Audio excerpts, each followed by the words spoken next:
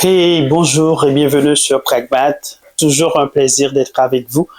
Aujourd'hui, nous allons résoudre un petit exercice relativement facile sur le cercle trigonométrique. On va continuer avec le calcul des aires de région assurée. Donc, on nous présente ce schéma dans lequel nous devons être en mesure de trouver l'aire de ce triangle, le triangle BMP. C'est un exercice facile, très court, mais qui demande un peu d'analyse, un peu de compréhension pour pouvoir le résoudre. OK? Donc, nous calculons l'aire de la région assurée.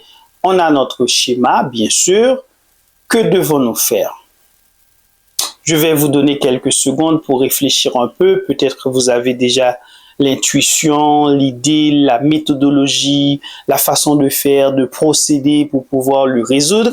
Donc, je vais vous laisser réfléchir un peu. Vous pouvez arrêter la vidéo comme bon vous semble. Et à partir de là, moi, je vais commencer dans 1, 2, 3, 4. OK, je commence. J'observe quoi ici? J'ai un cercle trigonométrique, donc j'ai un arc qui se trouve dans le troisième cadran. Et le point d'extrémité de l'arc coïncide avec un point P qui est le point tangente. Étant donné qu'on a l'extrémité de l'arc ici dans le troisième cadran, nous pouvons projeter ce point tangente sur l'axe des cotangentes. Donc, on peut chercher la cotangente de ce point. Nous pouvons aussi trouver le cosinus de ce point. Vous voyez? Donc, nous allons faire tout ça. Donc, tout d'abord, il nous faut bien sûr l'axe des cotangentes. Nous allons projeter le point P sur l'axe des cotangentes en passant par, bien sûr, l'origine du cercle. Il faut toujours passer par l'origine. Il faut penser au théorème des projections. D'ailleurs, la trigonométrie est la science des projections. Vous voyez, je passe toujours par l'origine. Ici, on parle de point d'origine, on parle de point de référence. Toujours, OK? Donc, qu'est-ce qui se forme ici? On a un point tangente, bien sûr. Donc, on va dire c'est le point P'. En ayant le point P', donc je peux facilement dire que BP' représente la cotangente, c'est-à-dire en valeur absolue. Mais puisque cette projection-là, on est au niveau du premier cadran, on est dans le premier cadran, donc la cotangente est positive. Également, cette ligne trigonométrique, cette fonction trigonométrique est aussi positive au niveau du troisième cadran. Je peux facilement enlever la valeur absolue de la cotangente. Pourquoi? Parce que la valeur absolue de nombre d'une expression, d'une ligne trigonométrique ou d'une fonction trigonométrique est toujours positive. Et je sais que la cotangente est positive dans le premier et dans le troisième cadran, donc je peux facilement enlever la valeur absolue, mais je vais le laisser pour l'instant.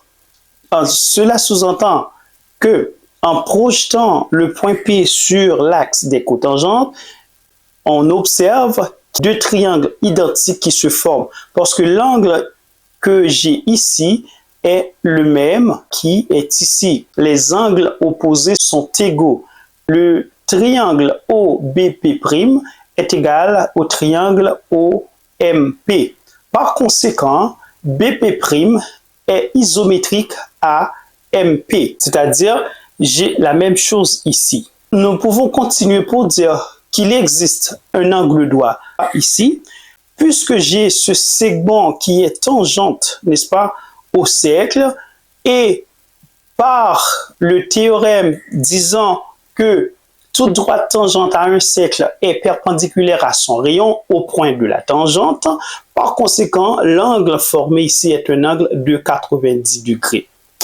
Nous pouvons poursuivre avec le point P parce que, à partir de l'extrémité de l'arc, je peux faire une projection sur l'axe des ordonnées, c'est-à-dire parallèlement à l'axe des abscisses pour faire apparaître quoi, le cosinus. D'où, en un point en H, ok, je vais projeter le point P sur l'axe des ordonnées. Donc, le segment PH constitue pour moi le cosinus de l'arc θ, donc pris en valeur absolue. Très bien. N'oubliez pas que le cosinus au niveau du troisième quadrant, dans le troisième quadrant, le cosinus est négatif. Par conséquent, la valeur absolue en soi va être positive, mais tenant compte du signe du quadrant, nous allons changer, n'est-ce pas, le cosinus θ en moins cosinus θ. Qu'est-ce que vous remarquez ici? Là, il se forme deux choses. Donc, nous allons faire une observation objective. OK? Avant même de poursuivre, qu'est-ce que vous observez encore? Il forme alors deux sortes de triangles ici, deux types de triangles. Ici, nous avons un triangle isocèle, ici, BOP, parce que OB est isométrique à OP, qui me donne le rayon qui, pour un cercle trigonométrique, est égal à l'unité. OK? Donc, je peux écrire 1, 1. D'autant plus, l'autre triangle qui se forme est le triangle OPM. Nous allons profiter de l'angle droit qui est formé pour dire qu'il s'agit bien d'un triangle rectangle. Donc, en ce sens, il y a des considérations à faire. La première est de dire pour le triangle isocèle OBP, n'est-ce pas, de hauteur HP, parce que ici, on a la hauteur puisque le triangle a pour base OB, donc nous allons dire que la hauteur est bien PH. OK? Par conséquent, nous pouvons écrire PH égale à la valeur absolue de cos θ est égale à moins cos θ. Pourquoi? Parce que la valeur absolue, comme je viens de mentionner, comme je viens de dire, est toujours positive. Cependant, je dois tenir compte du signe, n'est-ce pas, de la fonction encore de la ligne trigonométrique au niveau du cadran. Puisque θ appartient à Q3, c'est-à-dire cadran numéro 3, ou bien troisième cadran, nous disons alors que le cosinus θ est négatif. Encore, le cos θ porte un signe négatif. Nous pouvons poursuivre pour dire que le rayon OB, comme vous pouvez observer, est égal à 1.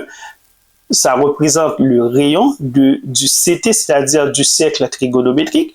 CT veut dire cercle trigonométrique qui nous donne la valeur de 1 pour le rayon.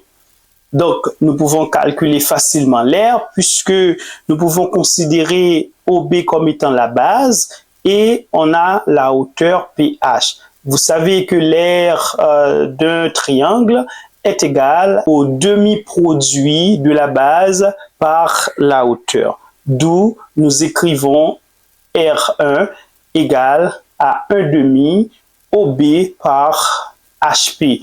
OB qui représente la base, tandis que HP représente la hauteur. En deuxième lieu, nous pouvons considérer maintenant le triangle OPM, rectangle en P. Nous pouvons en profiter pour dire que PM est égal à BP', qui n'est autre que la cotangente de l'arc θ.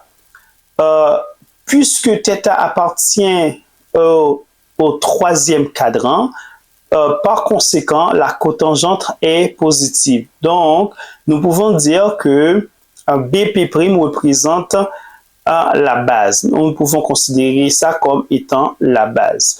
Tandis que le segment OP n'est-ce pas, représente le rayon. D'où on peut calculer facilement l'aire qui correspond au deuxième triangle. Eh bien, le demi-produit de la base par la hauteur. Il est évident que OM représente l'hypoténuse puisque l'hypoténuse est le côté qui se trouve ou encore qui est opposé à l'angle droit. Donc, nous devons tout simplement travailler avec ces deux côtés, d'où R2 égale à 1 demi PM par OP. Nous pouvons poursuivre. Alors, il est facile, il est trivial maintenant de trouver l'aire de chacun des triangles. Par conséquent, nous allons dire pour le premier triangle, notre R va être égal à 1 demi multiplié par 1. Pourquoi? Parce que OB n'est autre que le rayon par la hauteur, la valeur absolue de cos θ, nous venons de voir que ça nous donne moins cos θ tenant compte du signe du cadran que porte le cosinus. Par conséquent, le résultat ici pour l'aire, la première aire ou encore la première surface, est bien moins 1 demi cos θ. Nous allons poursuivre avec le triangle OPM, bien sûr ici. Donc, nous allons poser la même formule pour dire que l'aire est égal au demi-produit de la base par la hauteur. Donc, GPM qui représente bien sûr la cotangente. Vous pouvez remarquer la similitude entre les deux. P' et puis PM sont isométriques. Donc, je peux remplacer tout ça par cotangente θ. Et puis, la hauteur est bien OP qui représente le rayon. D'où on a pour l'aire 2 1 demi cotangente θ. Alors, nous pouvons conclure que la somme de ces deux aires va donner l'aire totale, c'est-à-dire 1 demi cotangente θ moins 1 demi cos θ. Si je factorise par 1 demi, ça va donner 1 demi facteur de cotangente θ moins cos θ. D'où le résultat de notre exercice. Alors, j'espère que vous avez compris. Je vais vous donner rendez-vous à la prochaine. On va continuer à résoudre pas mal d'exercices sur les aires hachurées ou sur les aires ombrées. Merci, bye bye.